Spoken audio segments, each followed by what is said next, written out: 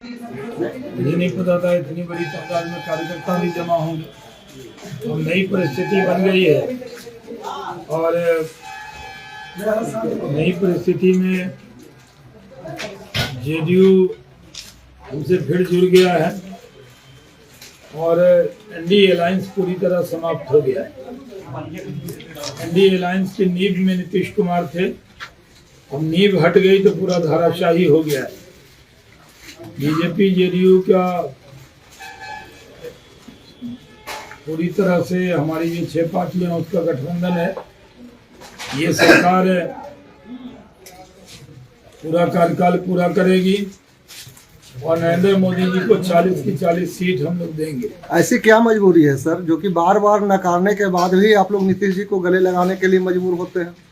नहीं, सारी परिस्थिति को अपने गठबंधन को मजबूत किया है। मजबूरी नहीं है, मजबूती है। अपने गठबंधन को मजबूती देने के लिए उनको जोड़ा है। उनका प्रस्ताव आया था जिसको हम लोगों ने स्वीकार किया और नीतीश जी के आने से 40 की 40 सीट ये बड़े मार्जिन से हम लोग जीतेंगे। जीतने वाले तो थे ही, लेकिन मार्जिन और बड़ा होगा और पूरे देश में एनडीए अलायंस समाप्त हो गया इनके आने। कल के मंत्रिमंडल विस्तार के बाद ऐसा लग रहा है कि भाजपा ने नीतीश कुमार के सामने समर्पण कर दिया है, क्योंकि जैसे हेवी वेट मंत्रालय नीतीश कुमार की पार्टी जेडीयू के साथ गई है, तो क्या भाजपा ने समर्पण कर दिया नीतीश कुमार के सामने? ये आपकी राय होगी। जो 20 में जो मंत्रालय हमारे पास थे वही मंत्रालय हमारे पास आए। जो भारतीय जनता पार्टी के पास भी एक भी ऐसा मंत्रालय नहीं है जो डर गया हो, बल्कि एकाध मंत्रालय बढ़ा ही है, ग्रामीण कार्य बढ़ा है जो हमारे पास नहीं था। तो ये कहना कि उन्होंने जो गठबंधन हुआ है उसमें लोकसभा की सीटों पर भी जो बीजेपी की राय है वो राय को भी महत्व मिलेगा।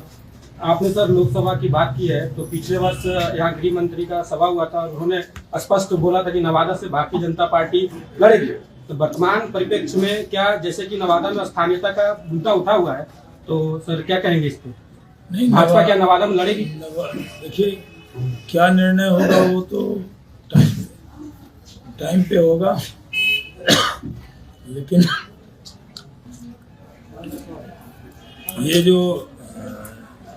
ये सही है कि नवादा के कार्यकर्ताओं के जो मन में है वो हम सब जानते हैं।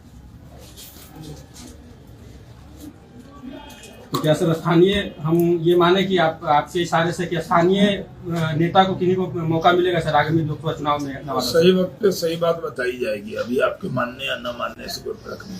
तो क्या इस बार नीतीश कुमार को एकदम बिल्कुल ठोक ठठा के बीजेपी अपने साथ मिलाई है क्या? गल एकदम अगले बार धोखा नहीं देगी? ये चुनी हुई सरकार तो हमारी थी, बीच में घुसपैठ कर गया था राजद। अब भाप वाला इंजन हट गया है, वंदे भारत का इंजन लग गया, डबल इंजन की सरकार हो गई। फिर भी सर 1-2 बार धोखा होता है, बार बार ऐसा आप लोगों के साथ हो रहा है और फिर भी आप लोग गले लगाने को मजबूर है। आखिर क्या हम लोग बड़े दिल के लोग हैं। तो 2 दिन पहले तक सम्राट चौधरी के द्वारा कहा जाता है कि एकदम दरवाजा बंद है, उसके बाद हम दरवाजा। अरे बर्लिन की दीवार गिर गई तो दरवाजा क्या होता है? हम तो चौखट दरवाजा सहित उखाड़ दिए, दीवार भी हटा दिए। तो इसलिए अब दीवार भी नहीं है तो दरवाजा का सवाल ही नहीं। अच्छा, पिछली सरकार में जब आप उद्योग मंत्री थे तो ऐसा लग रहा था जो बिहार पे बेरोजगारी का ठप्पा है सबसे बड़ा मुद्दा, उस पर हम लोग लग रहा था कि आपका दिशा निर्देश में हम कुछ आगे बढ़ेंगे, बेरोजगारी दूर होगा। तो इस सरकार में आपका क्या योगदान रहेगा, क्या बेरोजगारी दूर होगा? अब मैं थोड़ी अभी मंत्री हूँ, तो पार्टी तय करती है किसको क्या जिम्मेदारी मिलती है। हम लोग तो एक साधारण से कार्यकर्ता है। आपके कार्यकाल के दौरान हम लोगों को लगा था कि वारसलीगंज में बहुत जल्द कुछ न कुछ होने वाला है। वारसलीगंज में अडानी को सीमेंट प्लांट दे दिया है। अडानी का सीमेंट प्लांट लगेगा। हमने जमीन का रेट भी 80% घटा दिया। आप लोगों को मालूम होना चाहिए कि वो मैंने पहली बार किसी भी इतिहास में कोई मंत्री होगा जो जमीन का रेट 80% तक घटाएगा। इतना रेट था कि कोई आता ही नहीं था। जब हमने जमीन का रेट घटाया तो अडानी का सीमेंट प्लांट वाराणसीगंज में लग रहा है। तो बहुत जल्द नवादा वासियों को एक उपहार मिलने वाला है ना? तो हम करके गए ना। जी। ये तो कोई नहीं कह सकता कि 30 साल में कोई किया हो। नहीं तो वही कुछ जो भी काम- किया तो हमने ही किया वारसलीगंज के लिए, नवादा के। जो काम आप किए हैं आगे भी है, अग्रसर होगा वो मैं बेरोजगारी कैसे, दूर होगा। वो सरकार हमारी बनी है, वो सरकार में जो भी मंत्री होंगे जैसे कि उस सुर्खियों काम में को चल रहा है, बढ़ाएंगे। आपका नाम मंत्री पद में क्या शर्मा हुसैन जा रहे हैं सर मंत्रिमंडल में? मैं अपने बारे में थोड़ा प्रेस कॉन्फ्रेंस करता हूँ। मैं पार्टी का प्रवक्ता हूँ, मैं शाहनवाज हुसैन का प्रवक्ता नहीं हूँ। नहीं, आपके जैसे मंत्री लोगों को बनने की जरूरत है, क्योंकि आप जिस कदा से काम किए, जिस स्तर से आप काम किए, वैसा स्तर होना ही चाहिए बिहार में, तभी बेरोजगारी। देखिए, मुझे मौका मिला था, मैं तो भारत रत्न अटल बिहारी वाजपेयी, भारत रत्न लाल कृष्ण आडवाणी के साथ काम किया है भारत सरकार ने। और जब मुझे मौका मिला नीतीश जी की कैबिनेट में, तो जो काम करना था वो हमने ईमानदारी से, 1 ही साल तो हमने काम किया। हम मार्च में बने थे, अगस्त तक कोरोना था, अगस्त से अगस्त तक था। और फिर हम दिल्ली चले गए थे काम से, वहाँ से लौटे थे तो सरकार बदल गई थी, तो एक बैग ऐसा हुआ था, हम तो काम ही कर रहे थे। लेकिन अब ये उद्योग का काम कौन करेगा, ये तो पार्टी तय करेगी। हमें जो मौका मिला, हमने 20,000 नौजवानों को 5 लाख लोन और 5 लाख सब्सिडी, 10 लाख रुपया दिया, 1 रुपया किसी का नहीं लगा, एकदम ईमानदारी से बांट के दिखाया।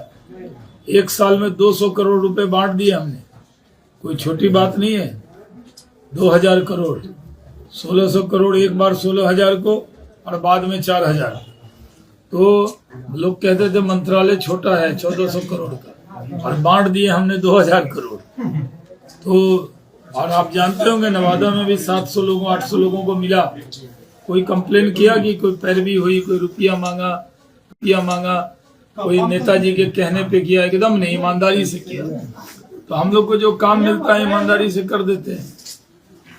सर आखिरी क्वेश्चन, क्योंकि लोकसभा आज का आखिरी कीजिए ना, तो आखिरी का या आज का आखिरी क्वेश्चन सर, क्योंकि लोकसभा चुनाव है और बार बार सर यहाँ पे बाहरी और स्थानीय का मुद्दा है सर। तो सर आप पार्टी के राष्ट्रीय प्रवक्ता है, बार बार पार्टी के द्वारा यहाँ बाहरी लोगों को टिकट थमा दिया जाता है, स्थानीयता बहुत बड़ा मुद्दा है यहाँ पे सर। तो आप पार्टी राष्ट्रीय प्रवक्ता है सर, क्या कहेंगे इस बीच में? जो आप कह रहे हैं वही कहें सर। क्या इसमें समझा जाए कि स्थानीय को मिलना चाहिए सर? समझा कुछ नहीं जाए, जो बोलेंगे वही समझना होगा। स्थानीय कार्यकर्ताओं का भावनाओं का ख्याल रखा मैंने जाए। कहा यहाँ के कार्यकर्ताओं के मन में जो है, मन की बात हम जानते हैं। तो क्या सब नए गठबंधन की सरकार बिहार में एक नई विकास की गाथा लिखने में कामयाब होगी? बीजेपी के लोग तो लिख ही रहे थे, बीच में ऑक्सीजन की जगह कार्बन आ गया था।